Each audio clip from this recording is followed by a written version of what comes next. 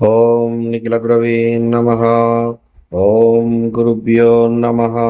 గురుదేవుల పాదపద్మములకు నమస్కరిస్తూ హైందవం ఛానల్ను అందరూ సబ్స్క్రైబ్ చేసుకొని మమ్మల్ని ఆదరిస్తున్నందుకు ఎంతో ధన్యవాదాలు. ఈ యొక్క హైందవం ఛానల్ను అందరూ సబ్స్క్రైబ్ చేసుకొని అన్ని విషయాలు అందరికీ తెలిసే విధంగా షేర్ కూడా చేయండి. జై గురుభ్యో నమః. మనము ఈరోజు మనోధైర్యం, మనకు మనోబలం పెరగాలంటే ఏం చేయాలి అనే దాని గురించి మనం ఈరోజు చర్చించుకుందాము. మనకు ఆత్మవిశ్వాసంతో ఎన్నో పనులు చేస్తూ ఉంటాం, కానీ మనకు ఎంత ఆత్మవిశ్వాసంతో ఎన్ని పనులు చేసినా కానీ మనకు కలిసి రావు. ఎంతో కష్టపడుతూ ఉంటాం, ఏది కలిసి రాదు. ఎన్నో షాపులు పెడుతూ ఉంటాం, అన్నిట్లలో లాస్ వస్తూ ఉంటుంది.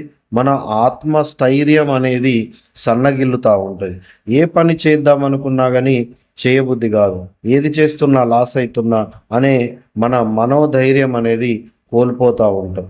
మనము ఈ యొక్క మనోధైర్యాన్ని మనం కోల్పోకుండా మన మనోధైర్యాన్ని రెట్టింపు ఉత్సాహంతో మెరుగుపరుచుకోవడానికి మనము పౌర్ణమి రోజుల్లో చేసే ఒక మంచి పద్ధతిని మనము ఈరోజు తెలుసుకుందాం.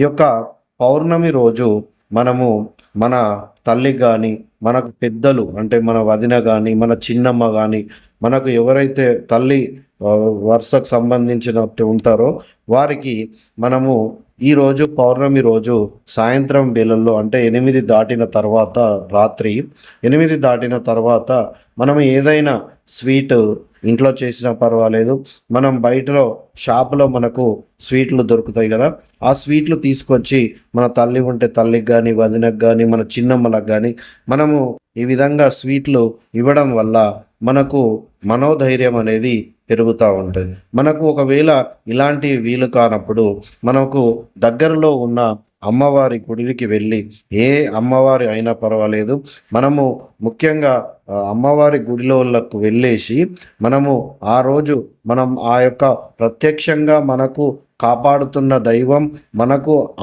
అమ్మలగన్న అమ్మనే ఆ అమ్మ కాబట్టి ఆ అమ్మను మనం మనస్ఫూర్తిగా వేడుకుంటూ మనకు మన సంకల్పాలన్నీ నెరవేర్చుకునే విధంగా మనకు ఎంతో మనోధైర్యాన్ని, మనోబలాన్ని ఇయ్యమని చెప్పి అమ్మవారిని వేడుకొని మనము అక్కడ మనం తీసుకువెళ్ళిన ఆ స్వీట్స్ ఏవైనా పర్వాలేదు, ఆ స్వీట్స్ అక్కడ మనం అమ్మవారికి సమర్పించి మనం నివేదన చేసి అమ్మవారిని మనం మనస్ఫూర్తిగా వేడుకున్నచో మనకు మన జీవితంలో కొనసాగుతున్న ఎటువంటి ఇబ్బందులు కానీ, మనం ఎంతో ఆర్థికంగా దిగుల పడిపోయి మనం మనోధైర్యాన్ని కోల్పోయి మనము ఆత్మవిశ్వాసం కోల్పోయి ఉన్నవారికి ఆ యొక్క మనోనిబ్బరం అనేది పెరుగుతుంది, మనోధైర్యం అనేది పెరుగుతుంది.